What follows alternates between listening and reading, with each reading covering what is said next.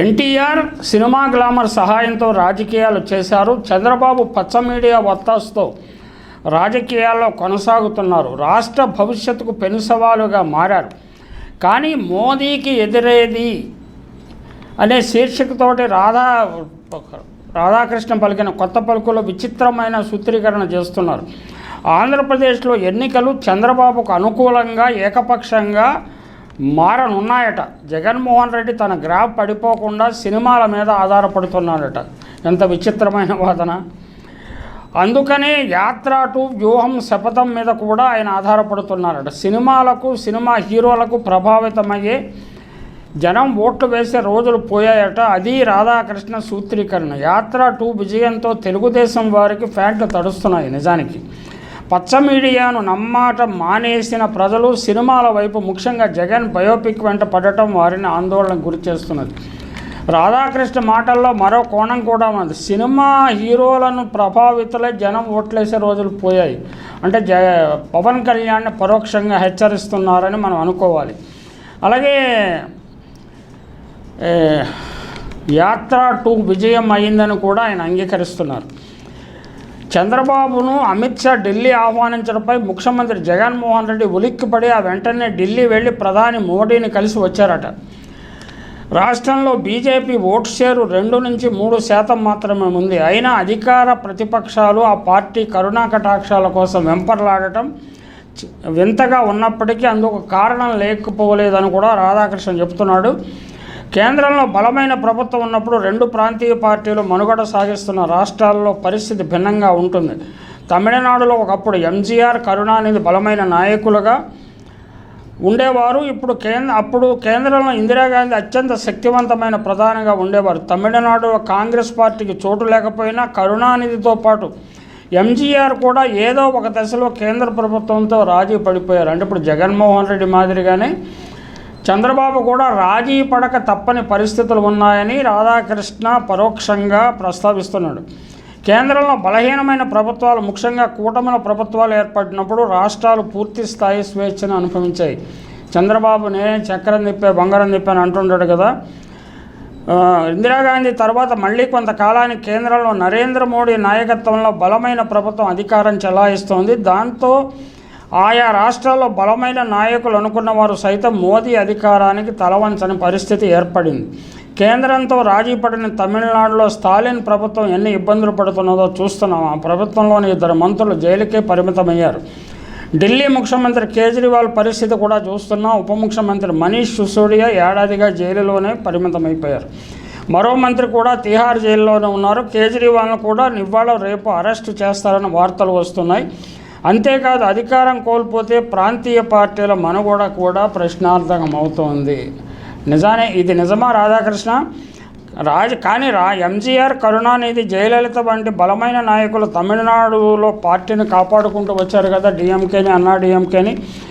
ఎన్టీఆర్ చివరకు చంద్రబాబు కూడా తెలుగుదేశం పార్టీని ఆంధ్రప్రదేశ్లో కాపాడుకుంటూ వచ్చారు. అయితే తన తర్వాత అర్భకుడైన తన కుమారుడు లోకేష్ నాయకత్వంలో పార్టీ భవిష్యత్తు ఏమిటన్న బెంగ చంద్రబాబుకు, రాధాకృష్ణకు పట్టుకున్నట్లున్నది. పచ్చ మీడియా కూడా పట్టుకున్నట్టుంది. వివిధ రాష్ట్రాల్లో ప్రాంతీయ పార్టీల నాయకులతో పాటు ఇతర నాయకులు కూడా మోడీ ప్రభుత్వాన్ని ఎదిరించి నిలబడకపోవటానికి ప్రధాన కారణం ఉంది. దేశ జనాభాలో యువత శాతం అధికంగా ఉన్నప్పుడు నాయకులు మాత్రం వృద్ధాప్యంలో చేరిపోయారు. ప్రస్తుత రాజకీయాల్లో క్రియాశీలంగా ఉన్న నాయకులందరూ 7 పదులు దాటిన వారే కావటం గమనార్హం. ప్రధాని మోడీ వయసు కూడా 7 పదులు దాటినప్పటికీ వృద్ధులందరిలోకి యువకుడుగా ఆయనే చలామణి అవుతున్నారు. 7 పదులు దాటిన తాము ప్రధాని మోడీతో తలపడి సాధించేది ఏమిటి? అధికారం దక్కించుకోలేకపోతే తమ రాజకీయ జీవితం ముగిసినట్టే కదా అని ఆయా నేతలు ఆందోళన చెందుతున్నారు. ఏదో తమ రాష్ట్రంలో తమ పనిని తాము చేసుకుంటున్న నాయకులు నవీన్ పట్నాయక్ లాంటి వారు ఉన్నారు కదా, ఆ ఎగ్జాంపుల్ ఎందుకు చెప్పట్లేదు? అదే మార్గంలో జగన్మోహన్ రెడ్డి కూడా ప్రయాణం చేస్తుంటే ఆయన ఎందుకు అప్రిషియేట్ చేయట్లేదు రాధాకృష్ణ? ఈ ప్రశ్న సహజంగానే తలెత్తుతుంది కదా. మహారాష్ట్రలో కురువృద్ధుడు శరద్ పవార్ పరిస్థితి ఏమిటో చూస్తున్నాం. నిజమే, ఆయన మోదీతో చేతులు కలపడాన్ని నిరాకరించడం వల్ల సొంత పార్టీని కూడా కోల్పోవలసి వచ్చింది. పశ్చిమ బెంగాల్, బీహార్ ముఖ్యమంత్రులు మమతా బెనర్జీ, నితీష్ కుమార్ కూడా 7 పదులకు కాస్త అటు ఇటుగా ఉన్నారు. దీంతో ప్రత్యక్షంగా పరోక్షంగా మోదీ ప్రభుత్వంతో రాజీ పడుతున్నారు. అంటే చంద్రబాబు నాయుడు మోడీ ప్రభుత్వంతో రాజీ పడటానికి అవసరమైన వేదికను రాధాకృష్ణ తయారు చేస్తున్నాడు, అవసరమైన వాతావరణాన్ని అంబియన్స్ని క్రియేట్ చేస్తున్నాడని మనం గమనించాలి. ఉత్తరప్రదేశ్లో అఖిలేష్ యాదవ్, బీహార్లో తేజస్వి యాదవ్ యువకులు అయినప్పటికీ సీరియస్ పొలిటీషియన్గా వారికి గుర్తింపు రాలేదు. దక్షిణాదికి వస్తే కేరళ, తమిళనాడు, ఒడిశా, కర్ణాటక ముఖ్యమంత్రులు పినరయి విజయన్, స్టాలిన్, నవీన్ పట్నాయక్, సిద్ధరామయ్య 70 ఏళ్లు దాటిన వాళ్ళే. తెలుగునాట చంద్రబాబు, కేసీఆర్ కూడా 7 పదవులకు చేరిన వారే. తెలంగాణలో ముఖ్యమంత్రి రేవంత్ రెడ్డి, ఆంధ్రప్రదేశ్ ముఖ్యమంత్రి జగన్మోహన్ రెడ్డి పిన్న వయసు వారే అయినప్పటికీ వారి పాత్ర పరిమితం. ఎందుకు వారి పాత్ర పరిమితము అనే విషయాన్ని రాధాకృష్ణ వివరించలేదు. రేవంత్ రెడ్డి కాంగ్రెస్ ప్రభుత్వానికి నాయకత్వం వహిస్తున్నందున ఆ పార్టీ అధినాయకత్వానికి మాత్రమే విధేయులుగా ఉండాలి. జగన్ ప్రాంతీయ పార్టీ అధినేత అయినప్పటికీ ఆయనపై ఉన్న కేసుల కారణంగా కేంద్ర ప్రభుత్వం ముందు తలంచాల్సిన పరిస్థితి. ఆయనే రాధాకృష్ణ ఇంతకుముందు ప్రాంతీయ పార్టీల నాయకులు కేంద్రానికి ఎందుకు విధేయులుగా ఉంటున్నారన్న విషయం వివరిస్తూనే జగన్మోహన్ రెడ్డి విషయం మాత్రం కేసుల గురించి ప్రస్తావిస్తున్నాడు. అంటే ఎంత నంగనాచత్వం. నవీన్ పట్నాయక్ ఏ కేసులు ఉన్నాయని ఆయన కేంద్ర ప్రభుత్వం సహకరిస్తున్నాడు. సహజంగా ప్రత్యామ్నాయాల అవకాశం లేనప్పుడు కేంద్రంలో బలమైన నాయకత్వం, బలమైన పార్టీ అధికారంలో ఉన్నప్పుడు కేంద్రంతో సయోధ్యత పోవటం మంచిదని నవీన్ పట్నాయక్ గుర్తించారు, జగన్మోహన్ రెడ్డి గుర్తించారు, అంతకుముందు కరుణానిధి, ఎంజీఆర్ లాంటి వారు కూడా గుర్తించారు.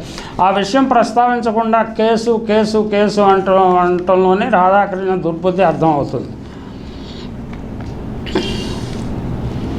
జాతీయ రాజకీయాల్లో నరేంద్ర మోడీ తలపడే నాయకుడు ఒక్కరు కూడా కనపడటం లేదు. కాంగ్రెస్ నాయకుడు రాహుల్ గాంధీకి వయసులు ఇచ్చే అడ్వాంటేజ్ ఉన్నప్పటికీ ప్రధాని మోడీ ఏర్కొనే విషయంలో ఆయన ధీటుగా ఎదగలేకపోతున్నాడు అన్న విషయాన్ని కూడా రాధాకృష్ణ చక్కగా ప్రస్తావించాడు.